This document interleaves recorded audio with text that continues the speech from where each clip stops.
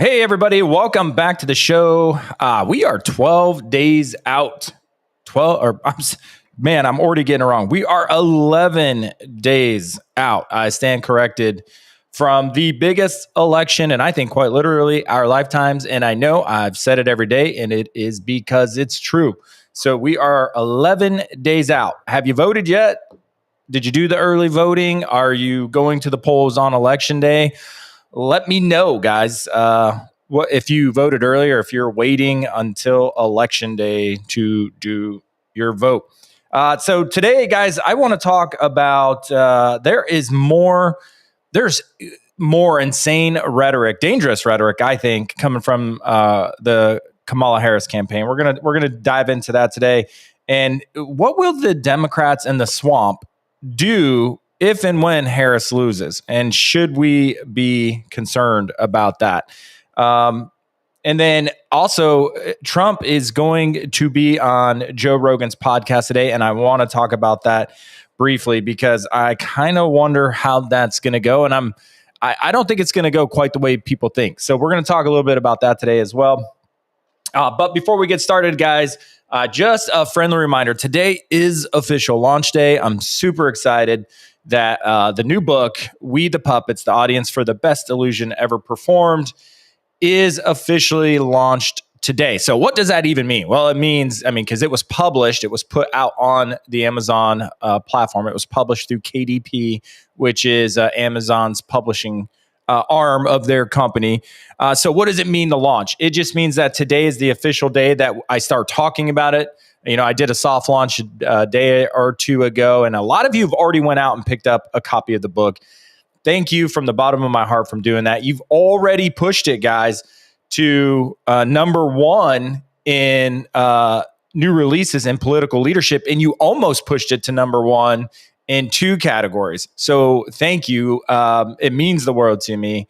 I really appreciate it. And we got a lot of work to do because my goal is to get it all the way up to the top of the charts, top 100 books on Amazon.com. And I think it's worth it. To get all the way up there. I think it's a good read. I think people are going to love the book. I think it's the right time for this type of message and type of book, especially in this crazy election period that we find ourselves in. And we're kind of just in a crazy period in American history. But back to the point, what does it mean to launch the book? All that means is from today forward, I will be talking about it probably more so than I've talked about it in the past. We'll be running ads. I'm working with a publicist. Today is the day it gets launched out to bookstores and libraries, and they send out all the media as far as for podcasts and YouTubers that do book reviews and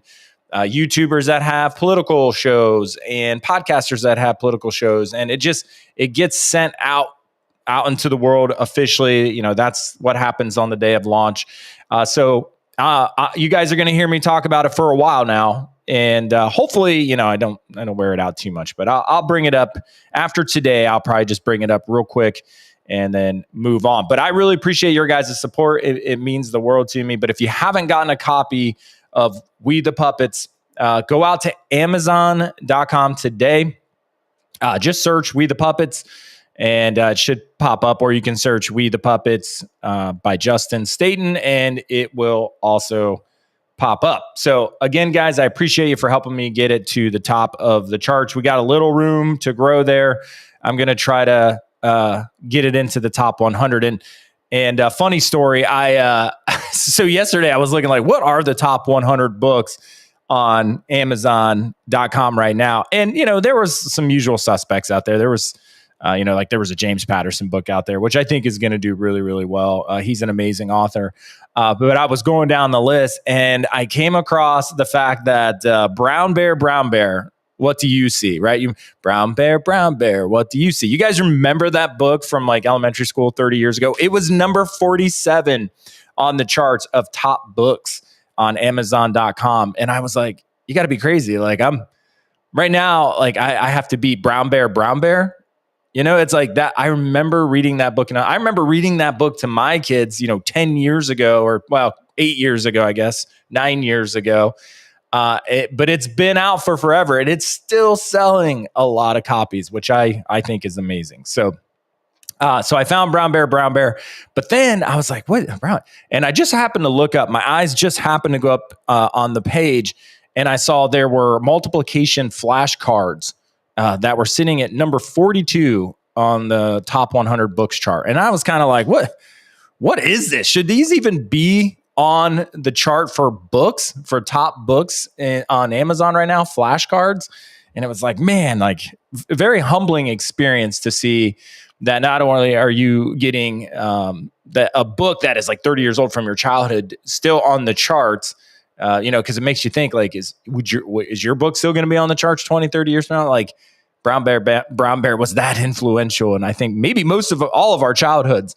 It's crazy. But then to see that you're getting beat out by flashcards, which, hey, it's good that, people are out there buying up multiplication flashcards for their kids so they can learn. But they're clearly, I think that's skewed. I don't think they should be on the list. I don't know. You guys tell me what you think of whether or not that multiplication flashcard should be on the list. But I digress. Let's get on with the show, guys. But before I get into the meat and potatoes about this Joe Rogan podcast with President Trump going on it today. If you're listening to this right now on Apple Podcasts or Spotify, do me a huge favor. Please subscribe to the show. That way you never miss an episode. Also, leave me a rating and review. It helps get the show up in the algorithm so that more people can find it. And it also tells me your feedback helps me try to make the show better, because, guys, this show I want to be for the long haul, and I want to make it as good as I can. The best show for nonpartisan but non-centrist, right? Non-centrist, because a lot of people think just because you're independent and don't subscribe to party politics that you don't stand for anything, and that is simply not true. On this show, we stand for things. So do me a favor and leave that review. It'll help me make the show better and push it up in the algorithm. And if you're seeing this over on social media, do me a quick favor, hit pause, run over, search for In the Middle on Apple Podcasts or Spotify, and give me a follow and a rating and review. It would mean the world to me. All right, so Trump is going to go on Joe Rogan's podcast today, and they very well could break the internet. Are you guys planning on watching? Let me know down in the comments. Are you going to watch? I mean, it very well could break Spotify. I don't know. I think it's going to be one of the largest downloaded shows that Joe Rogan has ever done. And a lot of people think that this could have been the death nail to Kamala Harris's campaign. And, I don't think it's going to have, at this point, we're 11 days out. I don't think it's going to have the impact on the election that a lot of people think it's going to have. I don't know that I think I think Harris's campaign is already over. If I'm being completely honest, I think it's over. And I think it's great that Rogan is having Trump on, and I think it's going to be an amazing show and it's an amazing episode. I don't think it's going to quite go the way a lot of people think it's going to go. But I think it's a great thing. I just don't think it's going to make a difference. I think, 11 days out, I don't believe there's that many undecided voters. And that's the reason you would want to go on a podcast like Joe Rogan, who has the biggest podcast in the world. And he has such a broad audience of people and supporters. And the reason you would want to go on there and talk about your campaign is because there would be a lot of undecided voters on the campaign. But I think it's just a little too late. I think most people, there could be onesies and twosies. And I don't know, you guys tell me, I could be completely wrong. If you're still an undecided voter, let me know in the comments below. I would love to know that you're still undecided and why you're still undecided. But I just don't think there are that many undecided voters out there 11 days out from the election. And I really don't think this interview is going to go the way I think a lot of people think it's going to go. I think a lot of people think there's going to be some, serious revelations that'll come out by Trump, or maybe some gotcha questions by Rogan. I don't think it's going to be, you guys most of you have seen, the Joe Rogan experiences, the podcast. There's not always a lot of hard hitting questions or whatever. It's more of like kind of a free flowing kind of interview. And not to say that Joe Rogan doesn't ask some good questions sometimes. I think he does. And I think there's been some really good info that has come out of a lot of his shows and episodes. But I just don't think there's going to be like those hard hitting gotcha kind of questions. I don't think there's going to be anything to trip Trump up. I think it's going to be more of, what do you see wrong with the country?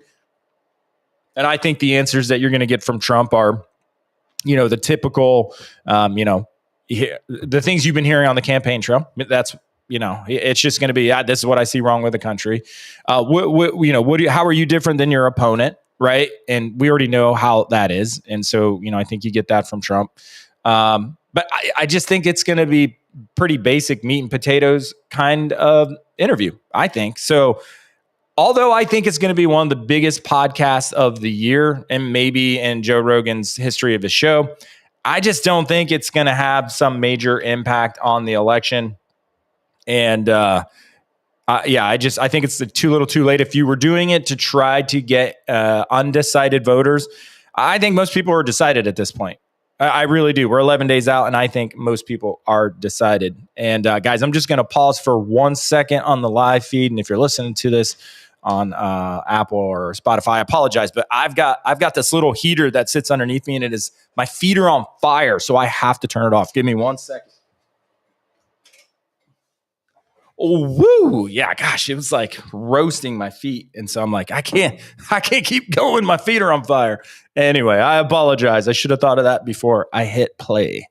But yeah, so I think it's amazing that he's going on the show. I think it's great that Rogan has invited him on the show. I just don't think it's going to be, I think it's going to get a lot of views and a lot of downloads. And I think it might break Spotify. I don't know, but I don't think it's going to be this big, revolutionary thing that, changes the outcome of the election. I just don't. I mean, we're 11 days out, and I just think if you're still undecided, then, tell me why. If you're undecided, leave a comment. Let me know, because I am curious as how is it possible that anybody is still undecided at this point in the campaign. But let me know. And then let me know your guys' thoughts on the Joe Rogan podcast. Maybe you think differently. Maybe you think this will be a home run for Trump, and it's, a pivotal moment in the campaign. Let me know. I don't know. You guys tell me what you think. That's just my opinion and what I think. Man, I could be completely wrong, but I just don't see it as being this major turning event when we're 11 days out from a campaign where one candidate seems to be speaking to the masses and the other one seems to be imploding. And speaking of imploding, I really want to get into this. There was more rhetoric that has come out recently from the Harris campaign. And, Kamala herself posted on Twitter, and I'm going to read it to you here in a second, some pretty salacious things. And, it is designed to scare people. There is no other way around it, that this type of rhetoric is literally designed, completely and totally designed to scare people. And it is ridiculous. And now it's not true. It's baseless. It's false. And it is nothing more than fear mongering and scare tactics. It's totally protected under the First Amendment. So, I defend anybody's right to be this dangerous, I guess. But this kind of rhetoric, I just don't think has a place. I mean, most recently she came out, and for those of you watching it here on the live feed, you can see the tweet. I have it pulled up, but I'll read it for those of you who are listening.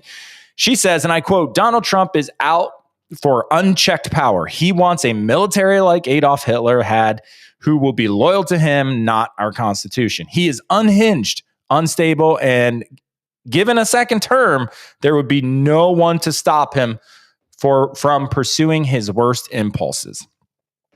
Now, guys, this is the type of rhetoric that they have had on Donald Trump since 2016. Quite literally since he won, this has been the rhetoric. Now, I know most of you, I brought it up yesterday on the show. I know most of you, the vast majority of Americans already see through this, right? You see through the fear mongering, the manipulation, the emotional manipulation.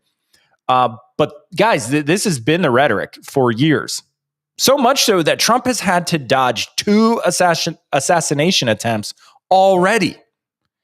It is this kind of rhetoric. And I'm not going to mince words. And if you disagree, tell me how you disagree. But I will not mince words here. The reason he's had to dodge 2 assassination attempts is because of rhetoric like this from the left.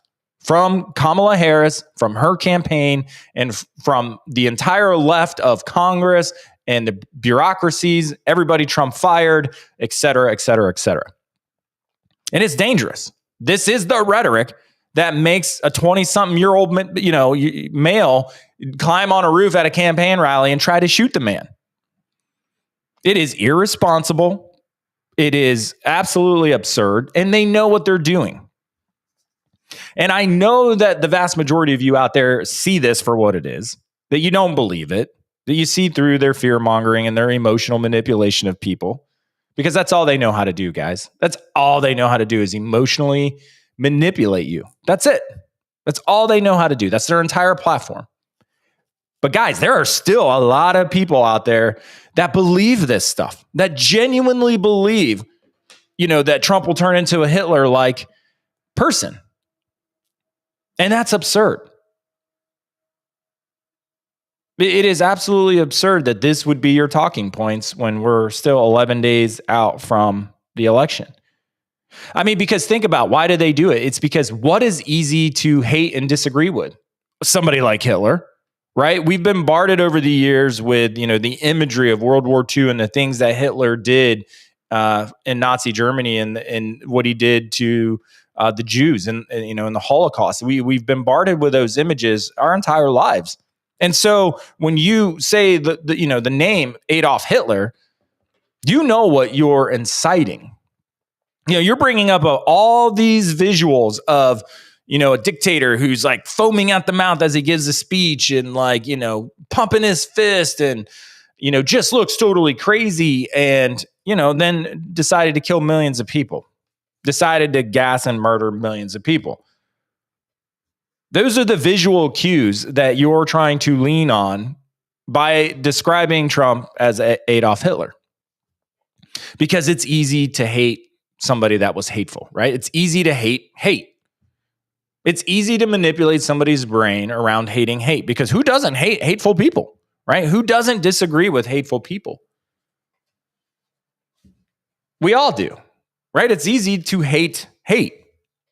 That's why it's such a good manipulation tool for the left, because it's easy to hate hate. Now, most of you see this, as I mentioned, but there's a lot of you out there that don't. And for those of you out there that think this stuff is still true, I am here to tell you it is not. Trump is not Hitler. He's not going to act like Hitler. He wants an administration. So here's where they're getting all this from. Trump's last administration, guys, this was the problem, is Trump campaigned on draining the swamp. He wanted to give it back to the people. He wanted to get rid of all the swamp rats, all the people that, use and abuse their authority and their power and their positions to get rich at the expense of the American people. And if they were working in, federal bureaucracies that were bloated and out of touch and not doing what was in the best interest of the people, he wanted to get rid of them. He wanted to slim them down. He wanted to stop spending as much money, et cetera, et cetera, et cetera. And he ran on that campaign that he was going to drain the swamp. And he got elected, which nobody thought he would. He snuck in there and he got elected.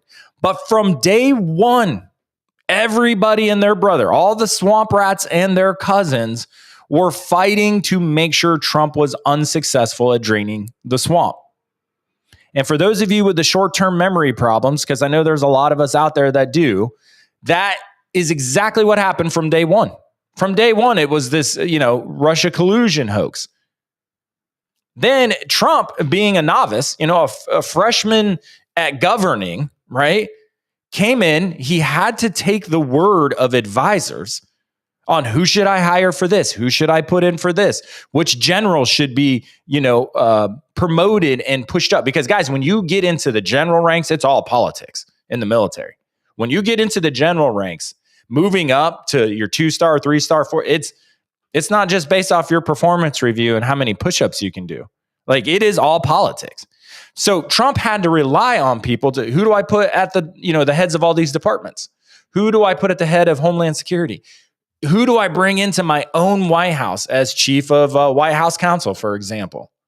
Who do I put in all these positions? And he took the advice of lifelong politicians, consultants, when he got into office. And the unfortunate fallout from that is he put in a lot of insiders that were more vested in keeping the swamp alive and well than they were of fixing it, draining it, and cleaning it up and giving the power back to the people. That's what happened on his first term. So the second time around, Trump is saying, guys, we can't afford to make those same mistakes again because we will only have 4 years to fix this. So I need to make damn sure that the people in my administration are going to be loyal to the ideas of America first and make America great again. It's that simple. And all of you, crapping your pants and listening to the propaganda media saying, oh, he's going to be a dictator day one. Quite literally, his comments on that were, oh, I'm going to be a dictator day one because the first thing we're going to do, regardless of what anybody thinks, is we're going to drill, baby, drill, and we're going to shut the border off. We're going to close it completely day one. And that's what he's saying because he was accused previously, if you guys paid attention to the news at all, any of the newspaper reports, any of that, he was accused previously of being a dictator because he wanted to close the border, because he believed in energy dominance here in America to lower our energy costs.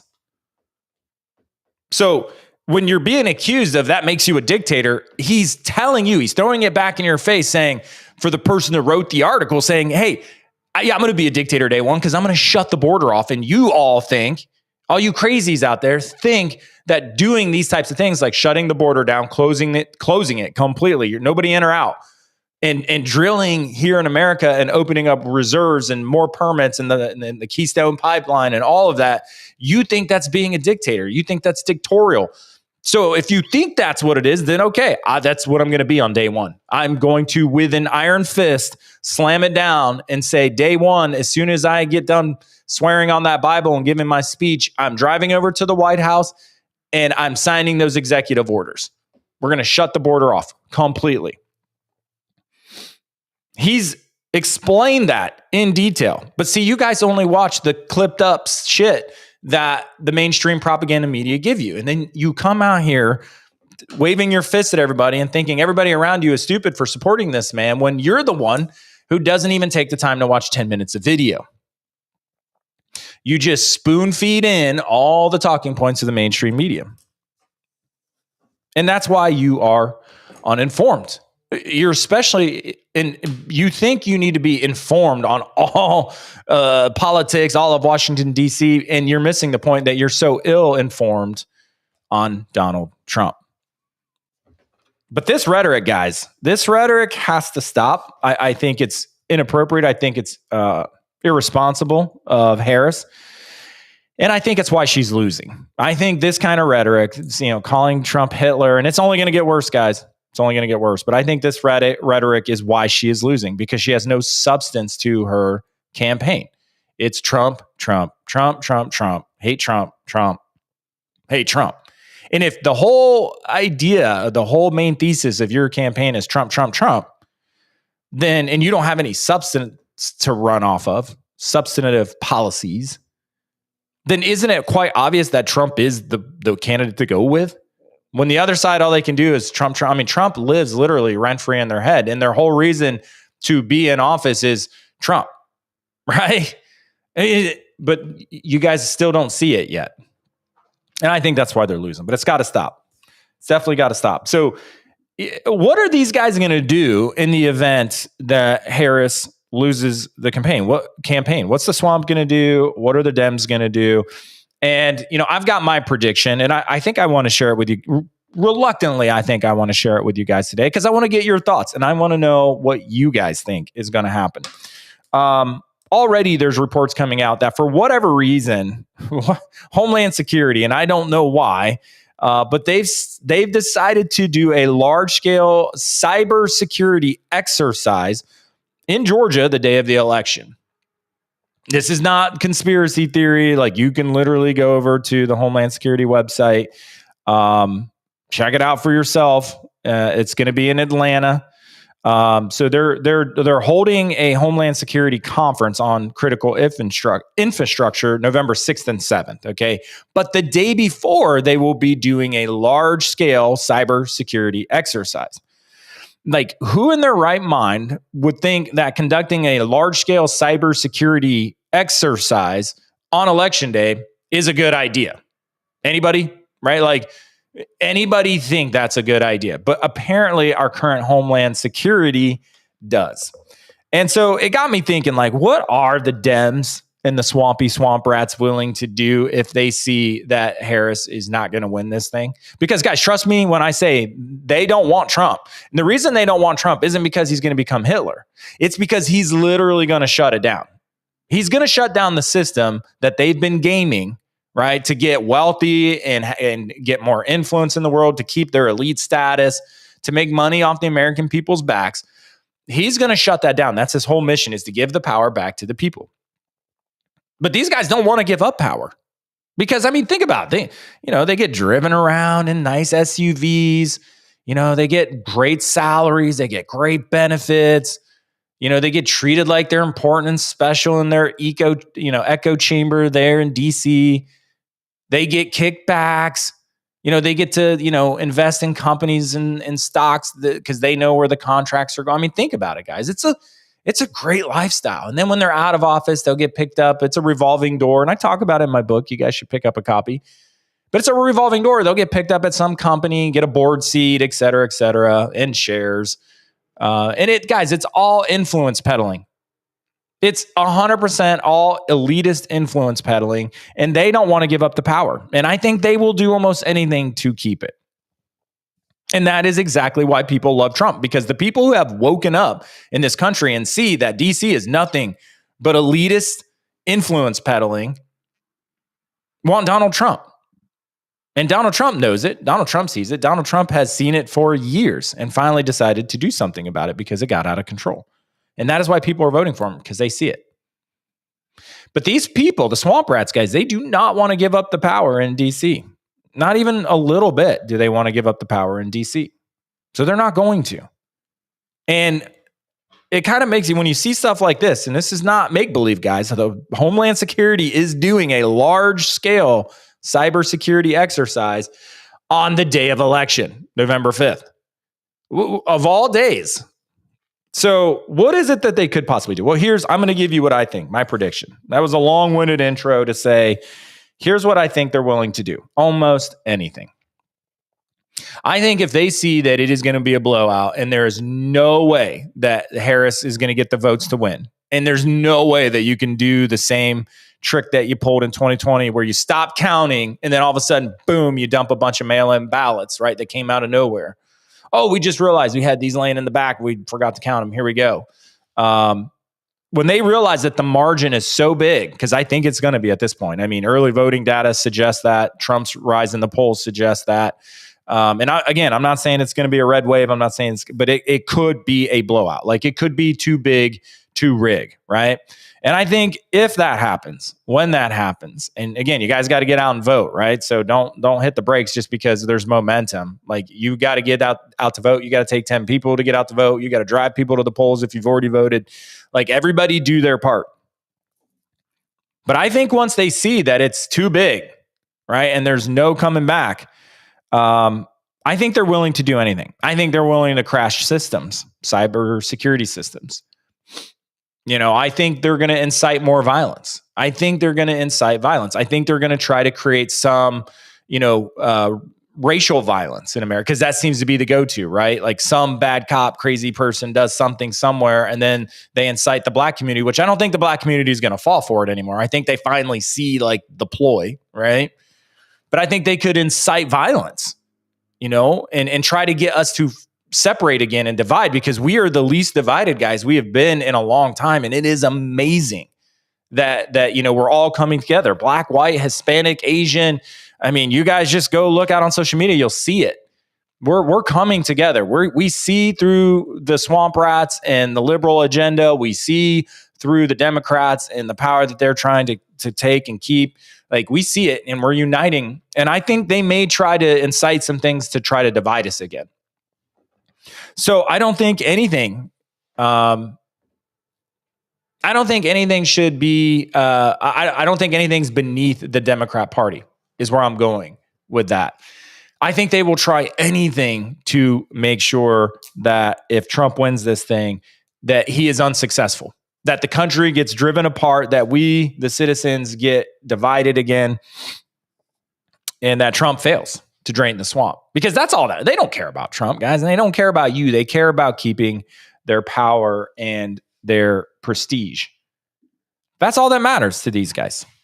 I mean, you know that. I know that. They don't really care.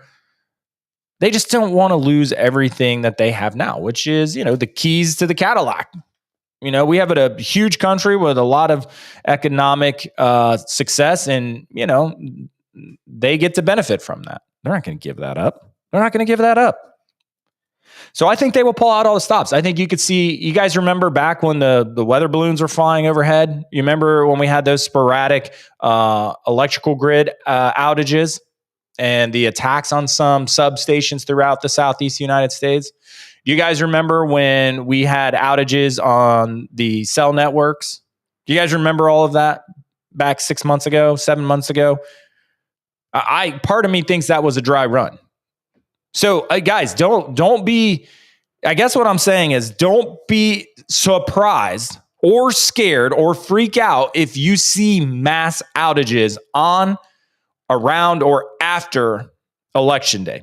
Okay, and I know there's a lot of you out there, the ones that still believe the media, are going to say, oh God, conspiracy theorists, get this guy a tinfoil hat. I'm telling you guys right now, do not. And for those of you that think it's tinfoil hat conspiracy theory, you'll never wake up anyway. So I'm not actually talking to you people.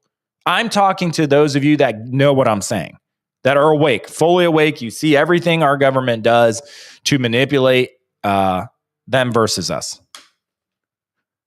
I'm talking to you guys. Don't be surprised, okay, guys, if you see mass outages of cell networks, infrastructure, internet, power, electric. Do not be surprised. Do not freak out, okay? Most of you guys are prepared. You have a plan, as I do. Don't be surprised, because I pray to God it never happens. I pray to God, right? Like, the best days when you get to, say, oh, it never happened, and, we throw all the supplies away, right? But don't be surprised if it happens, because I think they're willing to pull out all the stops. And it could happen, because I think we see the momentum and the direction it's going. I think we see where this is going, but don't start sleeping now, though. Don't get lazy now. There are 11 days to go. We need to keep that momentum heavy, supercharged. We need to get out to the polls. So let's make it happen. But I think the swamp and the Dems are willing to do whatever it takes to make sure that power doesn't go to Donald Trump. Not because he's Hitler, guys, but because, and this is an analogy, I'm not saying there's actually dead bodies laying around, but it's because he knows where the bodies are buried, guys. Like, Trump knows. He knows now more than ever, because he's got one round in the swamp, and the swamp fought back, so he knows how they're going to fight back. He knows all the issues, he knows all the problems, and he knows how they take advantage of us. He knows where all the bodies, he knows everything that's been done that is illegal and that has gone against the will of the American people. He knows where the bodies are buried. That's why they don't want him back. That's why they're at a fever pitch fighting to make sure he does not get back into the White House, because they know this time around he'll do it right, and he may actually be able, and he's going to utilize us, the American people, right? He's going to just let things out of the bag, right? And he's going to take executive action and try to take a legislative, but he is going to let things out of the bag that allow us to apply pressure and get rid of the people through elections, through voting, that need to be gotten rid of. And if they're, violated constitutional law, then they should be investigated, and they should be put on trial, and they should, stand trial for their crimes against the American people and the Constitution. And I think Trump is going to make sure that happens. And that is why they will do everything to make sure he doesn't get into office. So I don't know. I'm not trying to be doom and gloom. I want to be an optimist. Like I said the other day, I've lived a good life. So, would I love 40 more years? Sure. But I mean, I have no regrets. So, I hope it doesn't happen. But if it does and it goes sideways, okay. So go vote like, your life depends on it, and the way of life depends on it, guys, because it actually might. We'll see. But I don't want to be all doom and gloom. Hey, check in and, check out Joe Rogan's podcast today. See how that interview goes. I think it's going to be insightful. I just don't think it's going to be groundbreaking, and I don't think it's going to shift the narrative either way. But anyway, guys, also don't forget, go out and pick up a copy of the book, We the Puppets. It is officially launched today. I'm trying to beat Brown Bear. So let's get it to, Brown Bear, guys, is 47 in the top 100 books on Amazon. I want to beat Brown Bear. No offense, Brown Bear. But I want to beat Brown. So help me beat Brown Bear. Go out and pick up a copy of the book, We the Puppets. It is available now on Amazon. You can also get an autographed copy over on my website, justinstaten.com. That's justinstaten.com. I would be happy to sign a copy and send it off to you guys. But that is all I have for today's show. I hope you guys have a wonderful weekend. And thanks for coming back, guys, and supporting me and tuning in every week. It really means the world to me to come and do this. This is like a passion of mine, is to kind of just try to bring a common sense approach to all the crazy that we see in this government. And it is being manipulated, and we do need to take it back, we the people, because it's ours. And we got to stop letting these elites manipulate the system for their benefit at our expense. So it is a pleasure to come and record this show every day. I appreciate you guys who come every day and you listen and you leave your feedback and your reviews. It really does mean the world to me. And I will be back Monday, guys. And I've got a special treat for Monday. We've got a little new wrinkle for the show that we're going to start on Monday. And I think you guys will like it. We'll see. We'll try it out. And if it works, great. And if it don't, we'll scrap it. But I'm always trying to make the show better. So thank you, guys. Have a great weekend. I love you guys. And we will see you back here on Monday. But until then, guys, stay informed, stay strong. But most importantly, guys, stay